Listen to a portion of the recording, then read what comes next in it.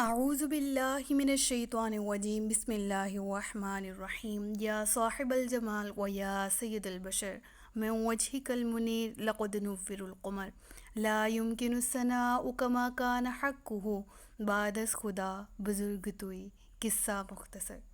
یا رب لك الحمد كما ينبغي لجلال وجهك وعظیم سلطانك جزا اللہ عنا سیدنا و مولانا محمدا صلی اللہ علیہ وآلہ وسلم ما هو اہلہ رب اشرح لی صدری ویسر لی امری واحلل عقدۃ من لسانی یفقہوا قولی رب زدنی علما رب زدنی علما رب زدنی علما۔ السلام علیکم ورحمۃ اللہ وبرکاتہ۔ میں حافظہ افرا جاوید اسلام آپ سب لوگوں سے مخاطب ہوں۔ امید کرتی ہوں آپ سب لوگ خیریت سے ہوں گے، زندگی پرسکون، پر اطمینان اور ایمان بالخیر گزر رہی ہوگی۔ سورۃ البقرہ کا آغاز کیا گیا تھا اور سورۃ البقرہ کی آیت نمبر 54 تک ہم نے پچھلے سبق میں پڑھ لیا۔ اب تک جو پڑھتے آئے ہیں پچھلے سبق سے، اگر ہم آج کے سبق کا موازنہ شروع سے کرنا چاہیں تو ہم نے پچھلے سبق میں پڑھا کہ بنی اسرائیل نے بچھڑے کو اپنا معبود بنا لیا تھا۔ آیت نمبر 54 میں ہم پڑھ کے ہٹے کہ انہیں معافی اس طرح سے ملی کہ انہیں کہا گیا کہ جن لوگوں نے بچھڑے کی عبادت کی ہے ان لوگوں کو قتل کر دیا جائے، اور قتل کرنے والے کون ہوں گے؟ جنہوں نے بچھڑے کی عبادت نہیں کی تھی۔ تو ہوا یہ کہ پھر ان لوگوں کی توبہ حضرت موسیٰ علیہ السلام کی دعا کے طفیل قبول کی گئی، اور اللہ تعالیٰ نے ان سب لوگوں کو، بعض کو قتل بھی کیا لیکن باقی کے لوگوں کی جان بخش دی گئی، اور اللہ تعالیٰ نے یہ بھی حکم دے دیا کہ جو حضرت موسیٰ پر وحی آئی کہ جو قتل ہو چکے ان کو شہید کا درجہ دے دیا جائے گا، اور جو باقی رہ گئے ہیں ان کو بخش دیا گیا ہے، اور جو قاتل ہیں اور وہ جو مقتول ہیں وہ سب کے سب جنتی ہیں۔ یہ سب کس وجہ سے پیش آیا؟ حضرت موسیٰ نے دعا کی تھی کہ اے اللہ میری قوم پر رحم فرما، اور یہ سارے کا سارا واقعہ وقوع پذیر ہوا۔ یہ ہم آیت نمبر 54 میں پڑھ چکے۔ آیت نمبر 55 اور آیت نمبر 56 میں باقاعدہ اسی واقعے کا آگے سے آغاز کرتے ہیں۔ اور یاد کرو جب تم نے کہا اے موسیٰ ہم ہرگز تمہارا یقین نہ کریں گے جب تک اعلانیہ خدا کو نہ دیکھ لیں، تو تمہارے دیکھتے ہی دیکھتے تمہیں کڑک نے پکڑ لیا، پھر تمہاری موت کے بعد ہم نے تمہیں زندہ کیا تاکہ تم شکر ادا کرو۔ اب جب حضرت موسیٰ علیہ السلام نے دعا کی اور اللہ تعالیٰ نے ان کی توبہ قبول کر لی بنی اسرائیل کی، تو اس کے بعد بنی اسرائیل کو حضرت موسیٰ نے خیال کیا کہ توبہ کی انہوں نے اور کفارے کے طور پہ اپنی جانیں بھی دی، تو اللہ تعالیٰ نے ان کے جو ہیں وہ اپنے پچھلے سارے گناہ جو ہیں وہ جو انہوں نے کیا تھا بچڑے کی عبادت اس کو بھی معاف کر دیا۔ اور اس کے بعد حضرت موسیٰ علیہ السلام نے اپنی قوم کے چند معزز حضرات کو لیا، اور وہ تعداد میں 70 تھے، ٹھیک ہے، ان کو لیا۔ اور کیوں لیا اپنے ساتھ؟ کہ میں انہیں کوہ طور پر اللہ تبارک و تعالیٰ کی بارگاہ میں جا کے پیش کرتا ہوں اور کہتا ہوں کہ اے اللہ ان کی توبہ قبول فرما، اور ان کو بھی یہی کہا گیا کہ عاجزی کے ساتھ وہاں جانا ہے اور اللہ تبارک و تعالیٰ کے سامنے اپنی ندامت کا اظہار کرنا ہے۔ اور قوم کے لوگ بھی مان گئے کہ ٹھیک ہے موسیٰ۔ اب پوری قوم کے لوگوں میں سے 70 افراد کو حضرت موسیٰ علیہ السلام اپنے ساتھ لے گئے۔ اب جب وہاں جا کے لے گئے ہیں تو حضرت موسیٰ جب اللہ تبارک و تعالیٰ سے کلام کرنے لگے تو ان میں سے ان سرداروں نے، ظاہر سی بات ہے معزز حضرات تھے، انہوں نے کہا کہ ہم موسیٰ علیہ السلام تمہاری بات کا یقین تب کریں گے، ہم اللہ پر ایمان تب لے کر آئیں گے جب ہم آپ کے اور اللہ کے درمیان کی گفتگو نہ سن لیں۔ تو ہم چاہتے ہیں کہ ہم گفتگو سن لیں۔ تو سب سے پہلے تو انہوں نے ابھی شرط نہیں رکھی تھی ایمان لانے کی، بھی کہا کہ ہماری خواہش ہے کہ ہم گفتگو سننا چاہتے ہیں آپ کی اور آپ کے اللہ کی۔ تو اللہ تبارک و تعالیٰ نے ان کی یہ جو ہے وہ خواہش پوری کی، اور ایک بادل کا ٹکڑا آیا جس نے ایک پردہ کیا، حائل کیا آسمان پر، اور پھر حضرت موسیٰ نے انہیں اپنے قریب بلایا، اور جب اللہ سے کلام کیا تو انہوں نے باقاعدہ وہ سنا۔ اب جب انہوں نے اتنی سی بات دیکھ لی کہ اللہ نے ہماری بات مان لی ہے اور ہم نے بحکم الہی انہوں نے وہ کلام کو سنا، تو انہوں نے اس کے بعد کیا نئی فرمائش جو ہے وہ شروع کی، اور اس کو شرط رکھ دی، مشروط کر دیا ایمان کے ساتھ کہ ہم تب تک ایمان نہیں لائیں گے جب تک ظاہری طور پر اللہ کو دیکھ نہیں لیتے۔ اب یہاں غور طلب بات ہے کہ پہلے انہوں نے جب کہا کہ ہم اللہ کی آواز کو سننا چاہتے ہیں، اللہ کے کلام کو سننا چاہتے ہیں، تو تب انہوں نے ایمان کی شرط، یعنی انہوں نے ایمان کے ساتھ کوئی شرط نہیں رکھی کہ ہم اس شرط پہ ایمان لائیں گے، ٹھیک ہے، انہوں نے خواہش کا اظہار ہی کیا۔ لیکن جب انہوں نے ایمان کو قید میں دے دیا کہ ہاں ہم یہ کام اب ہم دیکھیں گے، یہ معجزات دیکھیں گے تو ہی ایمان لائیں گے، تو یہ بات اللہ تبارک و تعالیٰ کو ناگوار گزری اور اللہ تعالیٰ کو کے غضب کا باعث بنی۔ اللہ تبارک و تعالیٰ نے کیا کہا کہ پھر جب انہوں نے کہا کہ ہم اللہ کو ظاہری طور پہ دیکھنا چاہتے ہیں، تو ظاہری طور تو یاد رہے کہ رسول اللہ صلی اللہ علیہ وآلہ وسلم کے علاوہ اللہ تبارک و تعالیٰ کو ظاہری حقیقی آنکھوں سے دیکھنا ناممکن ہے۔ یہ ثابت صرف رسول اللہ صلی اللہ علیہ وآلہ وسلم کے ساتھ ہے کہ انہوں نے اللہ کا دیدار کیا، اس کے علاوہ کسی شخص کی آنکھ میں اتنی طاقت نہیں ہے۔ ایون آگے چل کے واقعہ آئے گا، حضرت موسیٰ کا شوق پیدا ہوگا کہ اللہ تبارک و تعالیٰ، میں ہر دفعہ آتا ہوں تجھ سے ہم کلام ہوتا ہوں تو مجھے اپنی زیارت بھی کروا دے، تو اللہ نے فرمایا تھا لن تروانی، تو مجھے نہیں دیکھ سکتا ہے موسیٰ، تو مجھے نہیں دیکھ پائے گا۔ تو اسی طرح حضرت موسیٰ کا اصرار پھر بڑھا، تو مختصر واقعہ بتا رہی ہوں کہ اللہ نے پھر اپنے نور کی ذرا سی تجلی جب فرمائی تو کوہ طور جو ہے وہ ریزہ ریزہ ہو گیا تھا، اس نے وہ تجلی برداشت نہیں کی۔ تو بہرحال یہ واقعہ بہت ہی ڈیٹیل میں ہے، آگے جا کے انشاءاللہ پڑھیں گے۔ تو ثابت یہ ہوا کہ حقیقی آنکھ سے ہم نہیں دیکھ سکتے اللہ کو، ہاں لیکن خواب میں اللہ کا دیدار ممکن ہے۔ امام ابو حنیفہ رضی اللہ تعالیٰ عنہ کے بارے میں بھی کہا جاتا ہے کہ یہ انہوں نے خواب میں اللہ تبارک و تعالیٰ کا تقریباً 100 دفعہ دیدار کیا ہے، اور اسی طرح بہت سی ہستیاں جو گزری انہوں نے خواب میں اللہ تبارک و تعالیٰ کو دیکھا۔ ہاں حقیقی آنکھوں سے دیکھنا اس دنیا میں محال ہے، بروز قیامت ہر امتی، ہر شخص جو ہے وہ اللہ کا دیدار کرے گا اور اپنی ہی آنکھوں سے کرے گا، لیکن دنیا میں یہ بالکل ناممکن ہے۔ اور رہی بات اس بات کی کہ اللہ تبارک و تعالیٰ کا دیدار کیسے کیا جائے گا، آیا وہ ایک اگر خواب میں بھی آتے ہیں اللہ پاک دیدار کرواتا ہے تو کیا وہ ایک بظاہری کوئی شکل ہوتی ہے یا کیا کچھ بھی کوئی، تو اس طرح کا کوئی تصور نہیں ذہن میں لانا، اور جن کو دیدار ہوا ہے انہوں کو بھی باقاعدہ کسی شکل میں نہیں ہوا، کیونکہ اللہ تبارک و تعالیٰ کوئی بھی کسی بھی قسم کی صورت رکھنے سے پاک ہے۔ اللہ فرماتا ہے اللہ نور السماوات والارض، اور اللہ ایک اور جگہ قرآن مجید میں فرماتا ہے لیس کمثلہ شیء،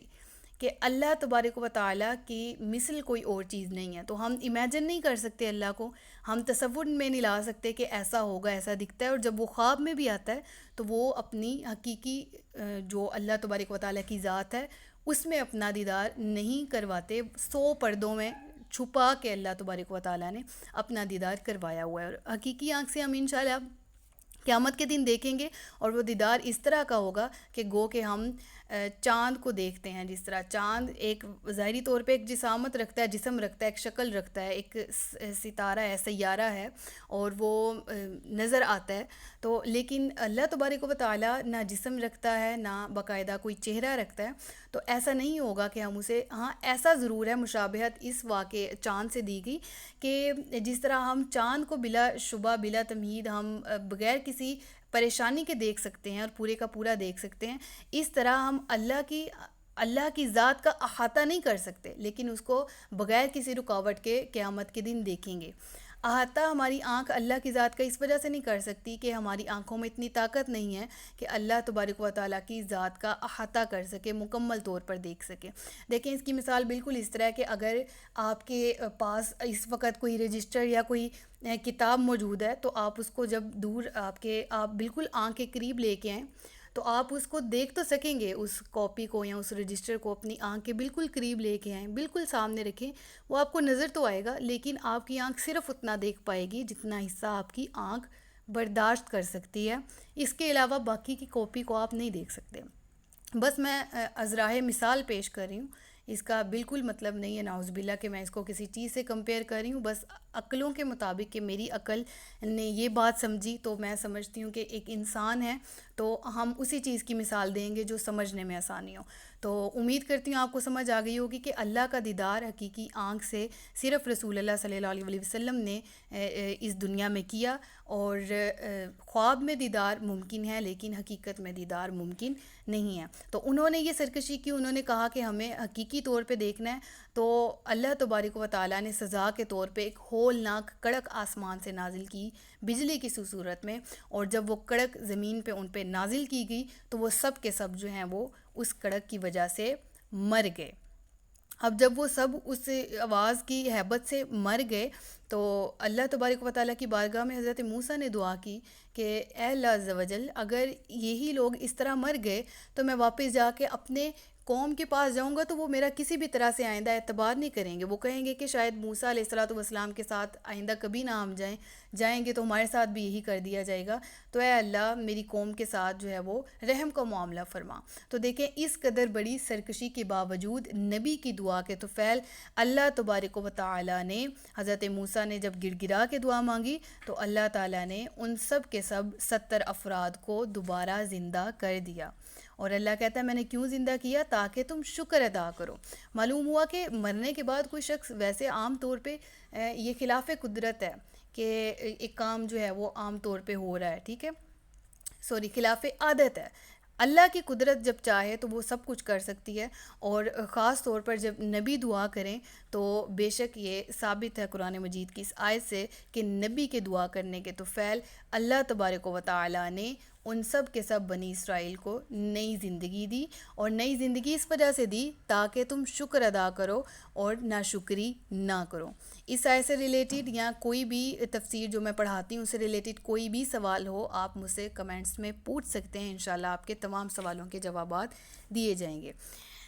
اگلی آیت ہے آیت نمبر 57, وَظَلَّلْنَا عَلَيْكُمُ الْغَمَامَ وَأَنزَلْنَا عَلَيْكُمُ الْمَنَّ وَالسَّلْوَىٰ كُلُوا مِن طَيِّبَاتِ مَا رَزَقْنَاكُمْ وَمَا ظَلَمُونَا وَلَٰكِن كَانُوا أَنفُسَهُمْ يَظْلِمُونَ.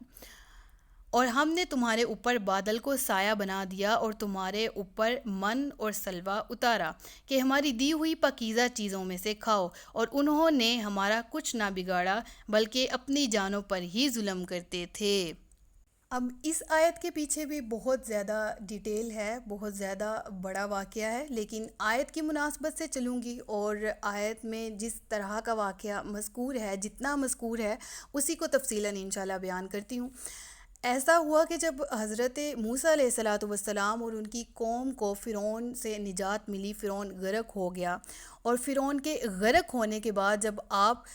آباد ہو گئے اور کہا جاتا ہے کہ آپ بنی اسرائیل جو ہے وہ دوبارہ مصر میں ہی آباد ہوئے, تو کچھ عرصے بعد جو ہے حضرت موسیٰ نے انہیں حکم الہی سنایا کہ ملک شام ہے, حضرت ابراہیم علیہ السلام اور ان کی اولاد کا وہیں پر مدفن ہے, اور وہیں پر بیت المقدس ہے, بیت المقدس بھی بولا جاتا ہے اسے. قوم عمال کا وہاں پر جو ہے وہ آباد تھی, تو اس نے وہاں پر قبضہ کیا ہوا تھا ملک شام میں. تو قوم عمال کا جو قبیلہ تھا, جو قوم تھی, اس سے آزاد کرنے کے لیے مصر چھوڑ کر وہاں پر جائیں, جہاد کریں اور اسی جگہ کو اپنا وطن دوبارہ سے بنا لیں.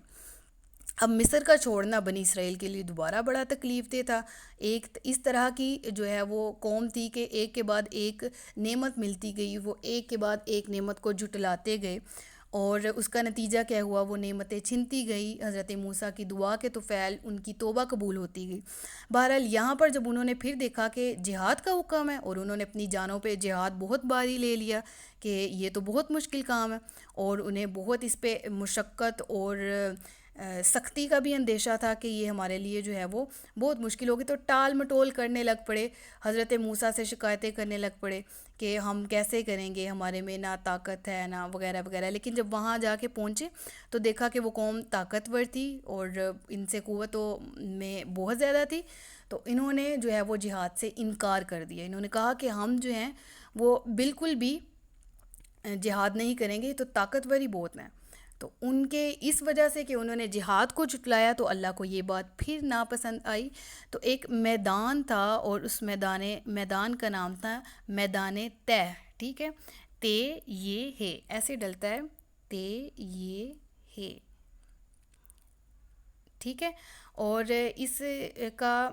میدان کا یہ تھا کہ یہ تقریباً 18 میل جو ہے اس کی وسعت تھی۔ اور ہوا کچھ یوں کہ یہ جب انہوں نے جہاد سے انکار کیا تو اللہ تبارک و تعالیٰ نے ان کی سزا کے طور پر میدان تہ میں ان کو بھٹکا دیا۔ یہ اس قدر بڑا میدان تھا کہ جب یہ وہاں پر اس جگہ پہ تھے، نہ کوئی یہاں پر سبزہ تھا، نہ کوئی سایہ تھا، نہ کوئی غلہ تھا، وہاں پر کوئی کھانے وغیرہ والی چیزیں، کوئی مناسب ان کے پاس انتظام نہیں تھا، دھوپ تھی، گرمی تھی۔ تو انہوں نے کیا کیا کہ جب یہ چلنے لگ پڑتے وہاں سے نکلنے کے لیے تو سارا دن بھی چلتے رہتے، تو وہ اسی میدان کو اللہ نے ان کے لیے اس قدر وسیع کر دیا ہوا تھا کہ وہ جب رات کو تھک کے لیٹتے، صبح اٹھتے تو ایسے لگتا وہیں سے ان کا سفر دوبارہ شروع ہو رہا ہے۔ یعنی وہ میدان ان کے لیے اس قدر، وہ اس میدان میں بھٹک گئے کہ ان کے لیے بہت مشکل تھا کہ وہ وہاں سے کسی طرح واپس آتے یا نکلتے۔ تو بہرحال انہوں نے جب دیکھا کہ اس قدر مشکل ہے، اس قدر تکلیف ہے، تو انہوں نے حضرت موسیٰ کے پاس گئے اور کہا کہ اے اللہ، اے موسیٰ، اپنے اللہ سے جو ہے وہ دعا کر دیجئے کہ ہمارے حال پر رحم فرمائے۔ ہم یقیناً انہوں نے بہت سی توبہ کی ہوگی اور پھر بھی، لیکن جب ایسی توبہ قبول نہیں ہوئی جو بار بار توڑنے پہ کی جا رہی تھی، تو وہ نبی کی بارگاہ میں حاضر ہوئے، اللہ کے نبی کی، اور انہوں نے کہا کہ اے موسیٰ، اللہ کی بارگاہ میں ہمارے لیے دعا فرما دیجئے۔ تو حضرت موسیٰ نے پھر دعا فرمائی، تو اللہ نے حضرت موسیٰ کی دعا کی برکت سے ان پر ایک سفید بادل کو سائبان بنا دیا، ٹھیک ہے، اس کا سایہ کر دیا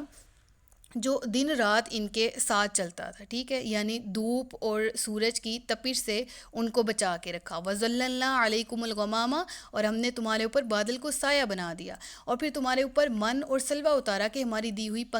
پاکیزہ چیزیں کھاؤ، اور انہوں نے ہمارا کچھ نہ بگاڑا بلکہ اپنی ہی جانوں پر ظلم کرتے تھے۔ ہوا کچھ اس طرح سے کہ من سلوہ کیا ہوتا ہے، دراصل انہوں نے وہاں پر کھانے کی فرمائش کی کہ اب ہمارے پاس کھانا بھی نہیں ہے، تو اے موسیٰ اللہ سے دعا فرما دیجئے۔ تو حضرت موسیٰ نے دعا کی تو پانی کا کچھ اس طرح سے سلسلہ شروع ہوا، اگلی آیات میں آئے گا بھی وہ، میں انشاءاللہ ڈسکس کروں گی۔ پانی کا کچھ اس طرح سے ہوا کہ حضرت موسیٰ نے پتھر پہ اللہ کے حکم سے اپنا عصا مبارک، اپنا لاٹھی مبارک جو ہے وہ ماری، تو اس میں سے 12 چشمے جاری ہو گئے اور ہر قبیلے نے وہاں سے پانی پی لیا، کیونکہ 12 قبیلے تھے اور ہر قبیلے نے اپنے پینے کی گھاٹ کو جو ہے وہ پہچان لیا اور پانی پینا۔ اب رہی بات کھانے کی،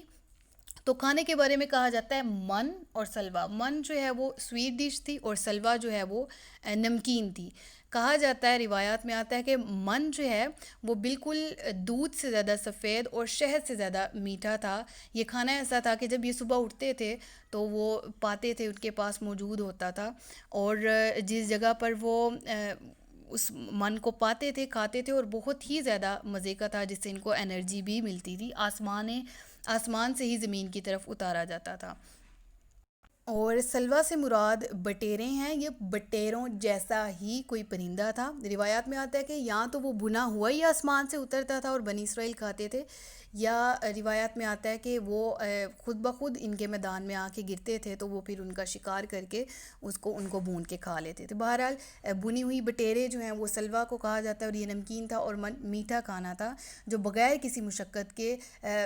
بغیر کسی محنت کے ان کو عطا کیا جاتا تھا اللہ کی طرف سے۔ تو انہوں کو حکم دیا گیا، کلو من طیبات ما رزقناکم، یہ پاک ہے تو اس میں سے کھاؤ اور پیو۔ دیکھیں، میں نے شروع دن میں بھی بتایا تھا کہ قرآن مجید کی ہر آیت پاس سے ریلیٹڈ، ماضی سے ریلیٹڈ تو ہے ہی، لیکن حال میں اپنے اوپر بھی دیکھنا چاہیے۔ چند آیات ایسی بھی ہوتی ہیں جو خاص کر اس قوم کا ذکر کیا جا رہا ہوتا ہے، لیکن بعض اوقات، بلکہ بہت زیادہ دفعہ اکثر یہ ہوتا ہے کہ اس آیت سے ہمیں اپنے لیے بھی سبق نکالنا چاہیے۔ تو ہمیں کیا سبق ملا؟ کلوا من طیبات ما رزقناکم، پاک چیزوں سے مراد حلال چیزیں، ٹھیک ہے، حلال ذرائع سے ہم نے کمائی ہوں اور خریدی ہوں، اور وہ بذات خود بھی حلال ہوں کہ اللہ نے ہمارے لیے حلال کی ہوں، تو ہمیں وہ کھانا کھانے کا حکم دیا گیا ہے۔ اور انہوں نے ہم پر تو ہمارا کچھ نہ بگاڑ سکے، لیکن ہاں وہ اپنی جانوں پر ظلم کرنے والے تھے۔ اس سے کیا مراد ہے؟ اللہ نے انہیں حکم دیا تھا کہ اس کو سٹور نہیں کرنا، اس کو سیو نہیں کرنا، اس کو محفوظ نہیں کرنا، ہم روز تمہارے لیے اتاریں گے، تم کھاؤ گے، لیکن انہوں نے دل میں پھر لالچ پیدا کیا اور انہوں نے کہا کہ اگر کل کو نہ اترا تو ہم تو بھوکے مر جائیں گے۔ اللہ نے توکل سکھایا لیکن انہوں نے توکل پہ جو ہے وہ بالکل پانی پھیر دیا اور توکل نہیں اختیار کیا، اور انہوں نے کہا کہ ہم لوگ جو ہم آج سیو کر لیتے ہیں کل نہ اترا تو ہم کیا کریں گے. تو پھر اللہ تعالیٰ نے سزا کے طور پر ان سے جو ان کا کھانا ہے جو انہوں نے سیو کیا تھا وہ سارے کا سارا جو ہے جو ذخیرہ وہ بھی گل سڑ گیا اور وہ بھی خراب ہو گیا، اور آئندہ کے لیے بھی وہ نعمت سے محروم کر دیے گئے. تو معلوم ہوا کہ بے شک ڈائریکٹ اللہ سے دعا کرنا بھی جائز ہے اور کرتے بھی ہیں، لیکن اپنے گناہوں کی وجہ سے، اپنے گناہوں کی سبب اگر ہم دعا کریں جیسے بنی اسرائیل کر رہے تھے اور وہ قبول نہیں کی جا رہی تھی، تو پھر اس وقت وہ موسیٰ کے پاس آئے اور موسیٰ نے دعا کی علیہ الصلاۃ والسلام نے، تو ان کی دعا قبول کی گئی. تو اسی طرح ہم اپنے گناہوں کے طفیل، اگر ہم اپنے گناہوں کی وجہ سے کسی ولی اللہ کے قریب جاتے ہیں کہ آپ ہمارے لیے اللہ عز و جل سے دعا فرما دیجئے، یا ہم نبی پاک صلی اللہ علیہ وآلہ وسلم کو وسیلہ اختیار کرتے ہیں، یا ہم اللہ کے کسی بھی حقیقی ولی کو وسیلہ اختیار کرتے ہیں اور اللہ سے مانگتے ہیں، تو اللہ عز و جل ضرور سنتا ہے، جو کہ قرآن مجید سے بھی ثابت ہے. اگلی آیت ہے آیت نمبر 58. اور جب ہم نے انہیں کہا کہ اس شہر میں داخل ہو جاؤ، پھر اس میں جہاں چاہو بے روک ٹوک کھاؤ، دروازے میں سجدہ کرتے داخل ہونا اور کہتے رہنا ہمارے گناہ معاف ہوں، ہم تمہاری خطائیں بخش دیں گے اور عنقریب ہم نیکی کرنے والوں کو زیادہ عطا فرمائیں گے. اب یہاں پر شہر سے مراد بیت المقدس بھی روایات میں آتا ہے، اور ایک بستی جس کا نام اریحہ تھا، الف رے یہ ہے الف ہا، ٹھیک ہے، یہ اریحہ نامی بستی تھی جہاں جس کے میں جو قوم عمالقہ جو ہیں وہ آباد تھے اور وہ اسے خالی کر گئے تھے. اور کس طرح کہ وہاں پر حضرت موسیٰ علیہ الصلوۃ والسلام کے دور کے بعد یعنی آپ رحلت فرما گئے تھے اور حضرت یوشع کو اللہ تبارک و تعالیٰ نے ان کا نائب بنایا تھا، تو انہوں نے قوم عمالقہ سے جہاد کیا تھا اور اس جہاد کی وجہ سے قوم عمالقہ کو ہرا دیا تھا. تو پچھلی آیت میں بھی ہم نے سیکھا کہ جہاد کا انکار کرنا اور اگلی قوم کی قوت کو طاقت کو دیکھتے ہوئے جہاد کا انکار کر دینا کہ ہم نہیں کر سکتے، تو اللہ کس قدر ناراض ہوتا ہے. تو بس ایمان کے ساتھ، جذبے کے ساتھ ہی جنگیں لڑی جاتی ہیں، ہتھیاروں کے ساتھ نہیں لڑی جاتی ہیں. تو جب اللہ آپ کے ساتھ ہو تو پھر بدر کے میدان میں آپ تقریباً 313 تھے اور کفار کی فوج آپ سے 3 گنا زیادہ تھی، لیکن پھر بھی ہم لوگ فتح یاب ہوئے کیونکہ اللہ تبارک و تعالیٰ ہمارے ساتھ تھا. دنیاوی اسباب بے شک نہیں تھے، لیکن اللہ نے پھر جب مدد کی تو ہمارے پاس اسلحہ بھی کم تھا، ساز و سامان بھی کم تھا، لیکن مسلمانوں کی مدد اس طرح ہوئی کہ اللہ نے فرشتے بھیجے. تو اسی طرح ہم نے اس آیت سے، پچھلی آیات سے سیکھا کہ جہاد نہ کرنا کس قدر وبال بنتا ہے. تو اس آیت میں دیکھا کہ جہاد کرنے کی فضیلت کیا تھی کہ اللہ نے پھر حکم دیا کہ بیت المقدس اور دوسری روایت کے مطابق جو اریحہ نامی بستی ہے اس میں جا کے داخل ہو جاؤ. لیکن اب تم نے داخل ہونا ہے تو تم نے عاجزی کے ساتھ سجدہ کرتے ہوئے داخل ہونا ہے. اور وَادْخُلُوا الْبَابَ سُجَّدًا، جب تم اس دروازے سے مین سے اندر شہر میں داخل ہو بستی میں تو سجدہ کرو، اور وَقُولُوا حِطَّةٌ، اور کہو کہ حِطَّةٌ، اے اللہ ہمارے گناہ معاف فرما دے، نغفر لکم خطایاکم، ہم تمہاری خطائیں بخش دیں گے. ٹھیک ہے. اور اس سے انہوں نے کیا کیا، انہوں نے وَسَنَزِيدُ الْمُحْسِنِينَ، ان قریب ہم زیادہ عطا کریں گے نیکی کرنے والوں کو. تو ان کو یہ حکم دیا گیا تھا کہ تم جب اس شہر میں داخل ہوگے تو تم نے عاجزی کے ساتھ سجدہ کرتے ہوئے داخل ہونا ہے. اور دوسری بات یہ کہ تم نے استغفار کرنا ہے. حطت ان کے لفظی معنی ہے، یہ کلمہ استغفار ہے. ٹھیک ہے. تو اس کو جب کہا گیا کہ آپ نے ایسے پڑھنا ہے تو انہوں نے کیا کیا، اگلی آیت ہے آیت نمبر 59. پھر جب ان ظالموں نے جو ان سے کہا گیا تھا اسے ایک دوسری بات سے بدل دیا تو ہم نے آسمان سے ان ظالموں پر عذاب نازل کر دیا کیونکہ یہ نافرمانی کرنے والے تھے. استغفر اللہ. ہوا کچھ اس طرح سے فبدل الذین ظلموا قولا غیر الذی قیل لهم، ان کو کیا قول کہا گیا تھا، 2 باتیں کہی گئی تھی، ایک سجدہ کرتے ہوئے داخل ہونا ہے اور دوسرے نمبر پہ کیا کہا گیا تھا کہ حطۃ کہتے ہوئے داخل ہونا ہے، یعنی مغفرت مانگتے. انہوں نے سجدہ کرنے کے بجائے انہوں نے اپنے سرین کے بل یعنی ہپس کے بل چلنا شروع کر دیا اور مذاق کے طور پہ بستی میں داخل ہوئے اور لفظ حطۃ کو حنطۃ سے بدل دیا، یعنی اندر ہا کے ساتھ نون کا بھی اضافہ کر دیا. حتۃ کے لفظی معنی بخشش مانگنا، اور حنتۃ کے لفظی معنی ہے گندم یا اناج. ٹھیک ہے، تو ان لوگوں نے کیا کیا، اول تو داخل ہونے کا طریقہ ہی بالکل ادب کے خلاف اور بالکل مذاق میں وہ داخل ہوئے مستی میں، اور دوسرے نمبر پہ انہوں نے کیا کیا کہ حنتۃ کہ اے اللہ ہمیں گندم دے، ہمیں گندم دے، یعنی وہ اناج کی حرص کرنے لگ پڑے اور مذاق میں کہنے شروع ہو گئے. تو اللہ تبارک و تعالیٰ نے کیا کیا کہ انہوں نے، اللہ فرماتا ہے انہوں نے میری جو میں نے کہا تھا اس قول کو بدل دیا، غیر الذی قیل لہم. پھر کیا کیا، فَأَنزَلْنَا عَلَى الَّذِينَ ظَلَمُوا، میں نے پھر ان کی پکڑ کی. فَأَنزَلْنَا عَلَى الَّذِينَ ظَلَمُوا، میں نے پھر نازل کیا، ہم نے نازل کیا عَلَى الَّذِينَ ان لوگوں پر، ظَلَمُوا جنہوں نے ظلم کیا، رجسن ایک عذاب، من السماء آسمان سے، بما کانوا یفسقون یہ اس وجہ سے تھا کہ انہوں نے نافرمانی کی. یہ عذاب کون سا تھا؟ علماء کرام کہتے کہ بنی اسرائیل پر جو ہے وہ طاعون کا عذاب مسلط کیا گیا تھا، اور اس کی وجہ سے اس قوم کے بہت زیادہ جو بڑے ہیں، مطلب اکابر لوگ جو بڑے تھے، ان سب نے جنہوں نے یہ حرکت کی تھی، سب عذاب میں گرفتار ہوئے، اور ان جو افراد ہلاک ہوئے تھے ان کی تعداد 70,000 تھی. یہ تفسیر خازن میں مذکور ہے. اور ان کو کیوں پکڑا گیا؟ کیونکہ انہوں نے پھر ایک دفعہ اللہ کی نافرمانی کی تھی. تو طاعون جو ہے یہ کیا بیماری ہے؟ بیسیکلی یہ ایسی بیماری ہے کہ جس سے جسم میں گلٹیاں بن جاتی ہیں، ہاتھ کے قریب، بغل میں، گلے کے قریب، جسم میں جگہ جگہ، اور ان میں اس قدر درد اٹھتا ہے کہ وہ جو شخص جو اس عذاب میں، اس درد میں مبتلا ہوتا ہے، وہ اس درد کو برداشت کرتے کرتے ہی مر جاتا ہے، ہلاک ہو جاتا ہے. تو استغفر اللہ، یہ اس قسم کا برا عذاب تھا. اور مسلم شریف کی حدیث ہے، اور اس کے مطابق نبی کریم صلی اللہ علیہ وسلم نے ارشاد فرمایا، طاعون پچھلی امتوں کے عذاب کا بقیہ ہے. جب تمہارے شہر میں طاعون واقع ہو تو وہاں سے نہ بھاگو،